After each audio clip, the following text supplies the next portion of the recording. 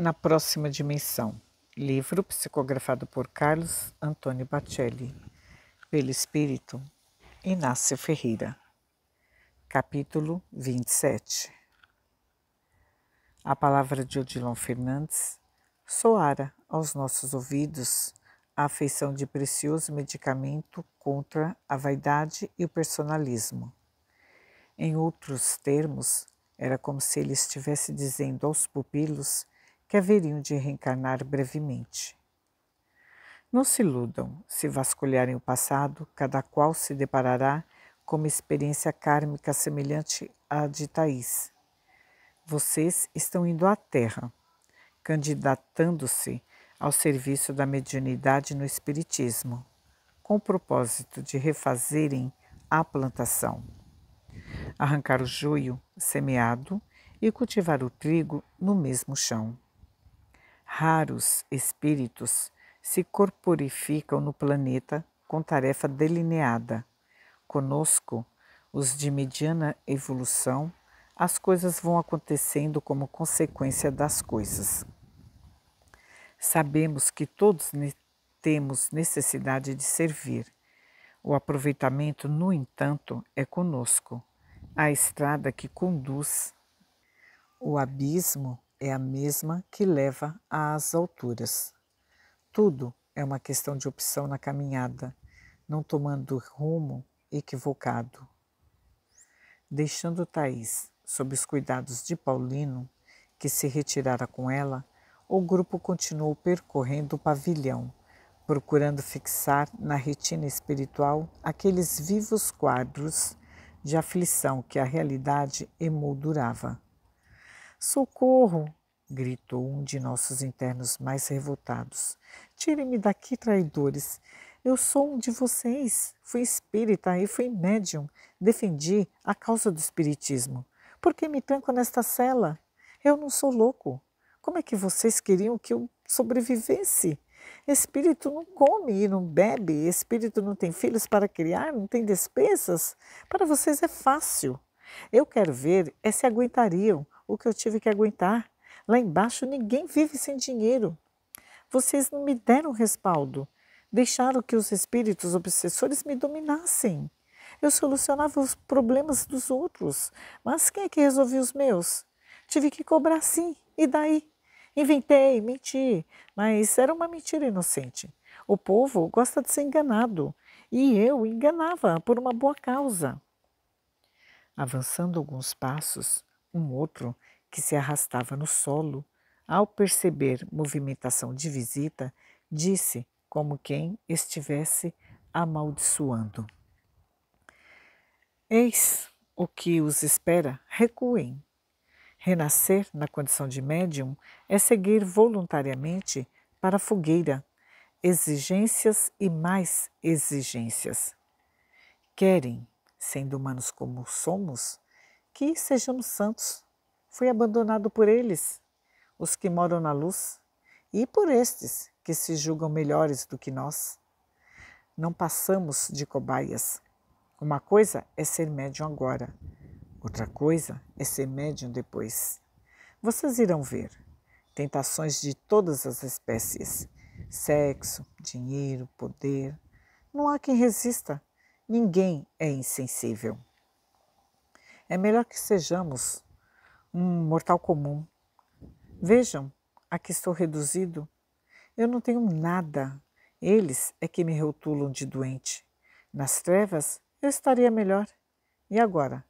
Desta cela, é possível que me ofereça um corpo deficiente no mundo? Não se deixem influenciar. Alertei os jovens, com receio de que, em poucos minutos, o entusiasmo se lhes aferrecesse no espírito. Quantas vezes eu mesmo percorrer os corredores do sanatório em Uberaba, de cabeça baixa e anônimo completamente abatido, não tivesse sido pela proteção dos nossos maiores que, por intermédio de Modesta, me ofereciam um contraveneno, é provável que eu também tivesse descido ao porão. Com raras exceções, prossegui. Os nossos internos se julgam vítimas. Ninguém admite o erro e está disposto a arcar com as consequências da própria invigilância. Qualquer réu, até o último instante do processo, alega inocência. É natural que seja assim. Se vocês os tivessem visto antes de serem acolhidos pela misericórdia divina neste hospital, a maioria, que agora está reivindicando, permanecia alienada.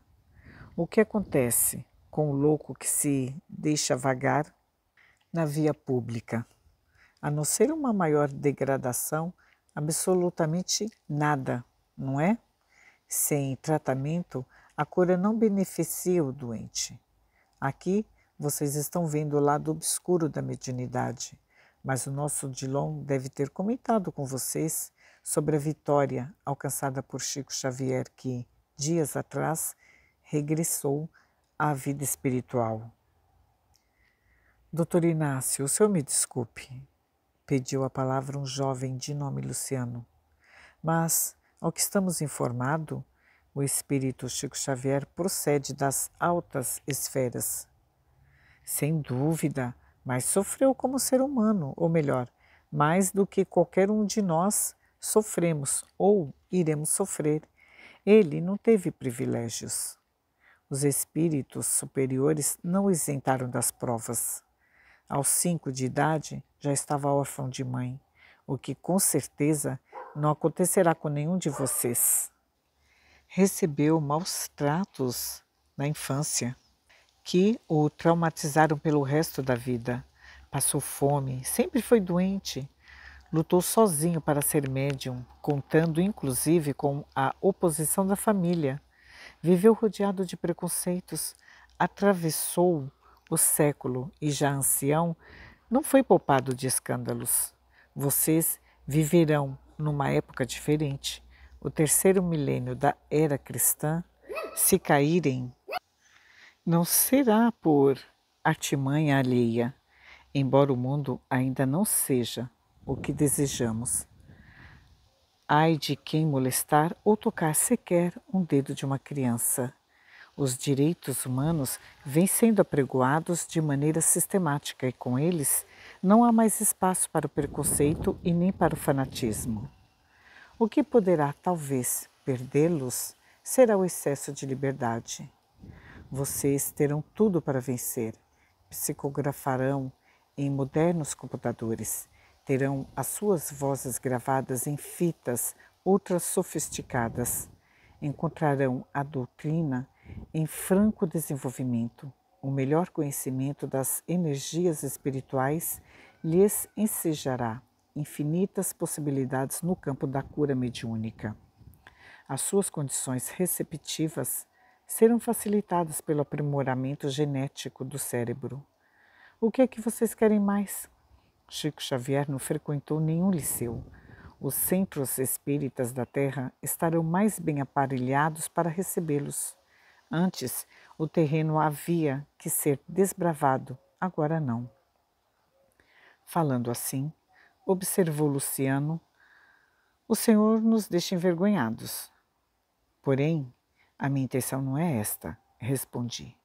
O problema é que as consequências do mal aqui no Hospital dos Médiuns é tão flagrante que, se não se enfatizar a existência do bem, ter-se-á impressão de que ele não existe.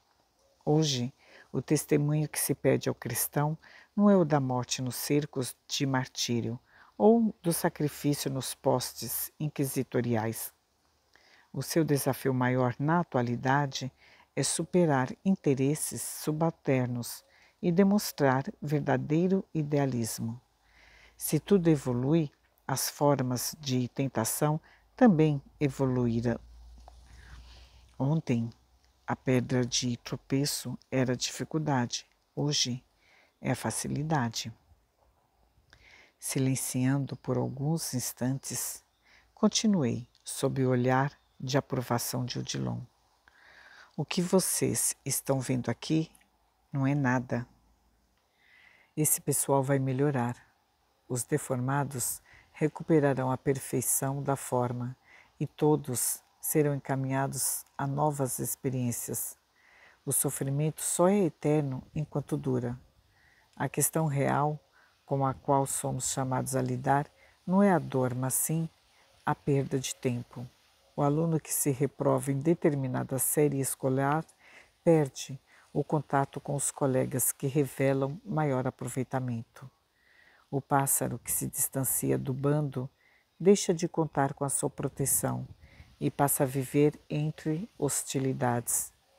Eu me referi a Chico Xavier, de quem todos vocês naturalmente já devem ter ouvido falar. No entanto, antes dele e depois dele, um sem número de medianeiros anônimos se destacou no fiel cumprimento do dever. Eu mesmo convivi com alguns deles em Uberaba e o nosso Odilon também. Companheiros extraordinários que, numa época difícil, desempenharam a sua função. Não foram, evidentemente, tão grandes quanto Chico Xavier, mas foram maiores do que eles próprios poderiam ter sido.